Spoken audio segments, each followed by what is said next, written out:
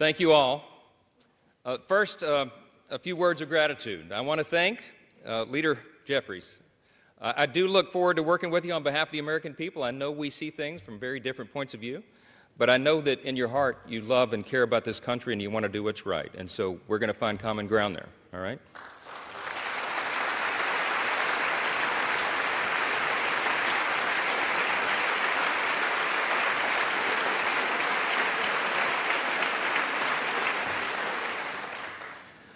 I want to express my great thanks for our Speaker Emeritus, Kevin McCarthy.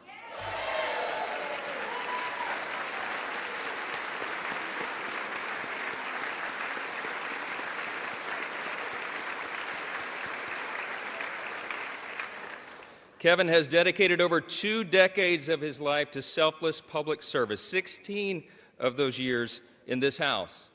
And you would be hard-pressed to find anybody who loves this institution more or has contributed more to it. He is the reason we're in this majority today.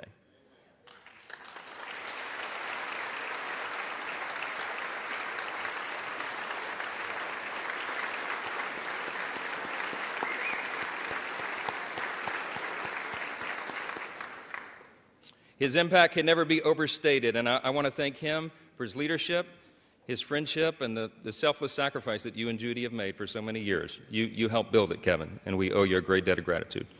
I want to thank the dedicated and overworked staff of this beleaguered House.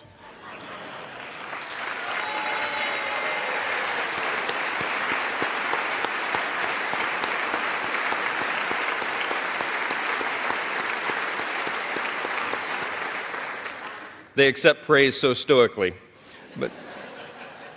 But Miss Susan Cole, our House reading clerk, and yes.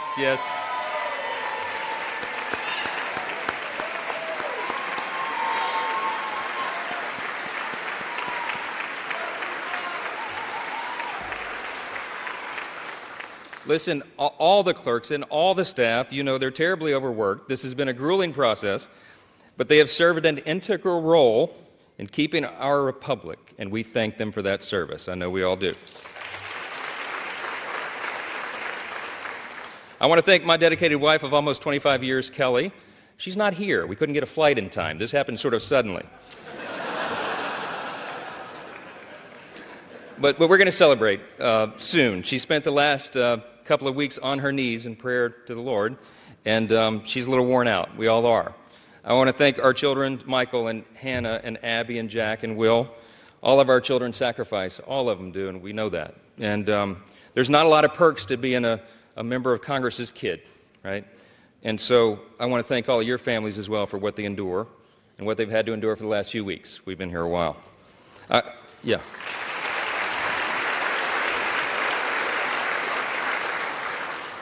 I want to thank my faithful mother, Jeannie Johnson, who bore me at the age of 17, and my brothers Chris and Josh, and my sister Laura, and all their families, and all of our extended family. In Louisiana, family's a big deal, and we got a bunch of them. I especially want to thank all the extraordinary people of the great state of Louisiana. We have never had a Speaker of the House hail from our state, and so they've been lifting us up. I thank the people of Louisiana for the opportunity to serve you in Congress, and I'm humbled by your continuous support. We will make you proud. To my colleagues, I want to thank you all for the trust that you have instilled in me to lead us in this historic and unprecedented moment that we're in. The challenge before us is great, but the time for action is now, and I will not let you down.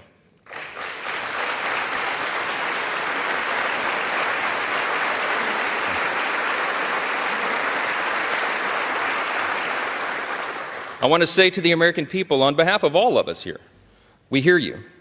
We know the challenges you're facing. We know that there's a lot going on in our country, domestically and abroad, and we are ready to get to work again to solve those problems, and we will. Our mission here is to serve you well, to restore the people's faith in this House, in this great and essential institution. My dad, it was mentioned, my dad was a firefighter. He was an assistant chief in the fire department in my hometown of Shreveport, Louisiana, a little town in northwest Louisiana. On September 17, 1984, when I was 12 years old, he was critically burned and permanently disabled in the line of duty. All I ever wanted to be when I grew up was the chief of the fire department in Shreveport. But after the explosion on that fateful day, he nearly died, and it was a long road back, and it's changed all of our life trajectories. I'm the oldest of 4 kids, and my dad, he lived with pain all the rest of his life, for decades more, and I lost my dad to cancer 3 days before I got elected to Congress, 3 days. And he wanted to be there at my election night so badly. I'm the first college graduate in my family. This was a big deal to him, and so it was several weeks after that. It was early 2017. It was my freshman term, and it fell to me to be in the rostrum one night to serve here as Speaker Pro Tem. I thought that was a big deal until I figured out that's what you do for freshmen late at night. And I think, if my memory serves, Miss Jackson Lee was winding down one of her long, eloquent speeches. And not that I was not enraptured by her speech, but I looked up at the top of the chamber there, and I saw the face of Moses staring down. And I just felt in that moment the weight of this place, right? The history that is revered here and the future that we are called to forge. And I really was just kind of almost overwhelmed with emotion. It occurred to me in that moment, it had been several weeks, and I had not had an opportunity yet to grieve my dad's passing, and I just had this sense that somehow he knew. And I had tears come to my eyes, and I was standing here, and I'm wiping them away, and then it suddenly occurs to me, the late-night C-SPAN viewers are going to think something's very wrong with the new young congressman from Louisiana. It wasn't Sheila's speech. I'm sorry. I just knew in that moment that my dad, my father, would be proud of me, and I felt that he was. And I think all of our parents are proud of what we're called to do here. I think all the American people at one time had great pride in this institution, but right now, that's in jeopardy. And we have a challenge before us right now to rebuild and restore that trust. This is a beautiful country. It's the beauty of America that allows a firefighter's kid like me to come here and serve in this sacred chamber where great men and women have served before all of us and strive together to build and then preserve what Lincoln did refer to as the last best hope of man on earth. We stand at a very dangerous time. I'm stating the obvious. We all know that. The world is in turmoil. But a strong America is good for the entire world.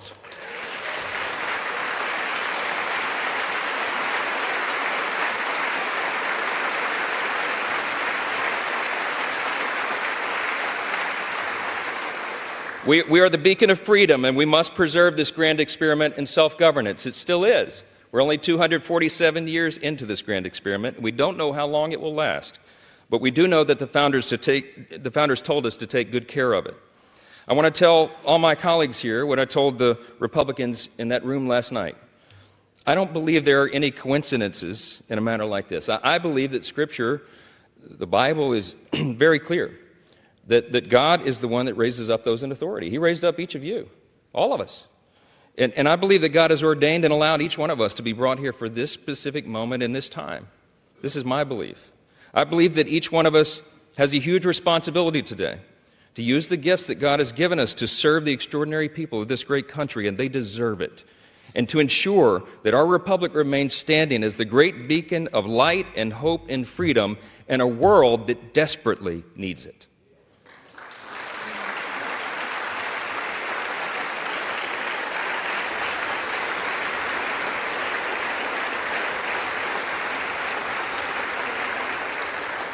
It was in 1962 that our national motto, "In God We Trust," was adorned above this rostrum.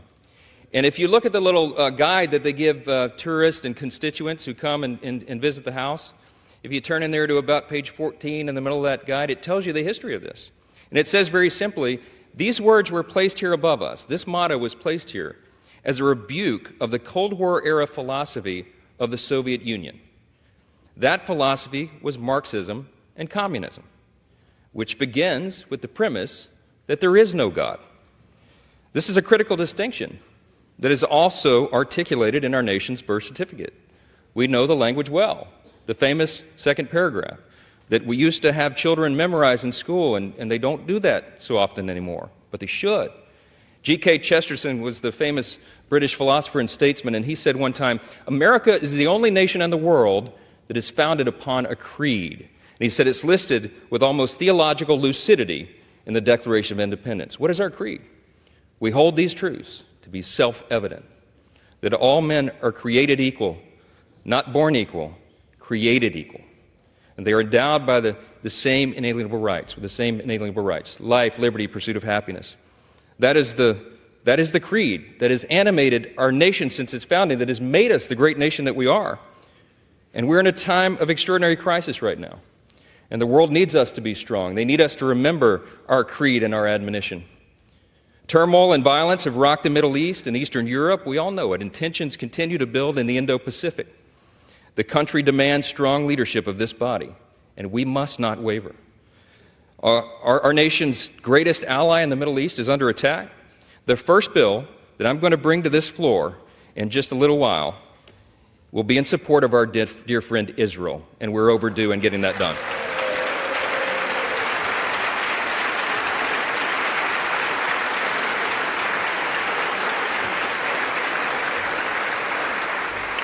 We're going to show not only Israel, but the entire world, that the barbarism of Hamas that we have all seen play out on our television screens is wretched and wrong, and we are going to stand for the good in that conflict. We have a catastrophe at our southern border. The Senate and the White House can no longer ignore the problem. From Texas to New York, wave after wave of illegal migrants are stressing our communities to their breaking points. We know that our streets are being flooded with fentanyl, and all of our communities, children, and even adults are dying from it. The status quo is unacceptable. Inaction is unacceptable, and we must come together and address the broken border. We have to do it.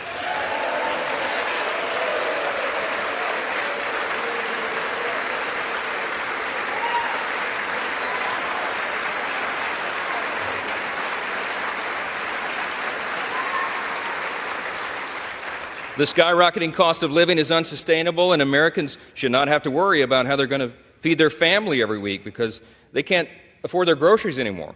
Everybody in this room should think about this. Here's the stats. Prices have increased over 17% in the last 2 years. Credit card interest rates are at the highest level in nearly 3 decades, and mortgage rates are now at a peak we haven't seen since 2001. We have to bring relief to the American people by reining in federal spending and bringing down inflation.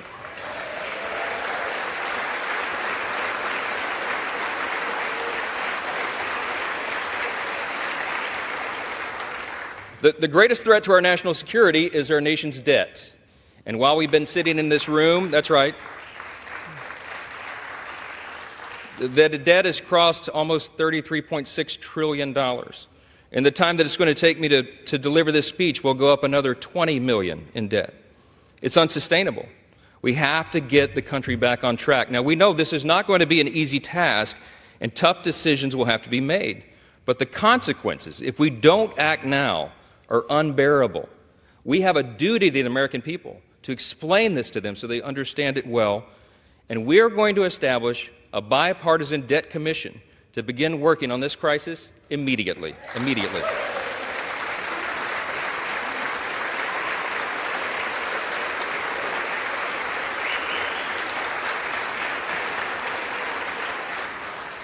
We all know that we also live in a time of bitter partisanship. It was noted, and it's been on display here today. Right? When our people are losing their faith in government, when they're losing sight of the principles that made us the greatest nation in the history of the world, I think we got to be mindful of that. We're going to fight. We're going to fight vigorously over our core principles because they're at odds a lot of times now in this modern era. We have to sacrifice sometimes our preferences because that's what's necessary in a legislative body. But we will defend our core principles to the end. In his farewell address, thank you. In his farewell address, President Reagan explained the secret of his rapport with people. And I like to paraphrase his explanation all the time. He said, they call me the great communicator, but I really wasn't that. He said, I was just communicating great things. And they're the same great things that have guided our nation since its founding. What are those great things? I call them the 7 core principles of American conservatism, but let me concede to you all, I think it's really quintessentially the core principles of our nation. I boil them down to individual freedom, limited government, the rule of law, peace through strength, fiscal responsibility, free markets, and human dignity. Those are the foundations that made us the extraordinary nation that we are. And you and I today are the stewards of those principles. The things that have made us the freest, most powerful, most successful nation in the history of the world. The things that have made us truly exceptional. In this time of great crisis, it is our duty to work together, as previous generations of great leaders have, to face these great challenges and solve these great problems. I will conclude with this. The job of the Speaker of the House is to serve the whole body, and I will. But I've made a commitment to my colleagues here that this Speaker's office is going to be known for decentralizing the power here.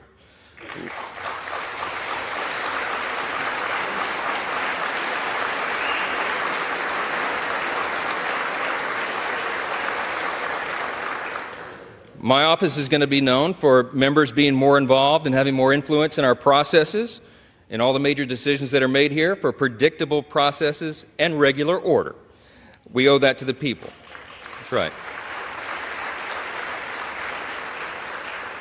And I want to make this commitment to you, to my colleagues here and on the other side of the aisle as well.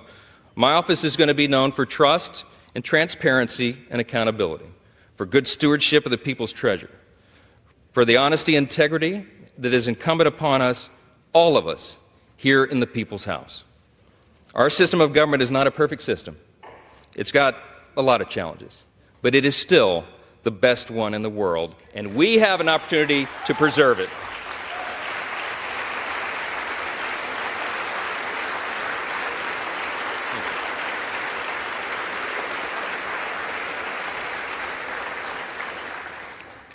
Last thing I'm going to say is a message to the rest of the world. They have been watching this drama play out for a few weeks. We've learned a lot of lessons, but you know what? Through adversity, it makes you stronger. And we want our allies around the world to know that this body of lawmakers is reporting again to our duty stations. Let the enemies of freedom around the world hear us loud and clear. The People's House is back in business.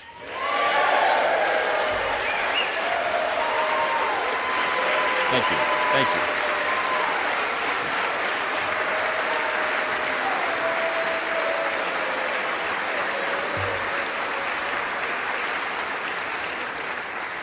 We will do our duty here. We will serve you well.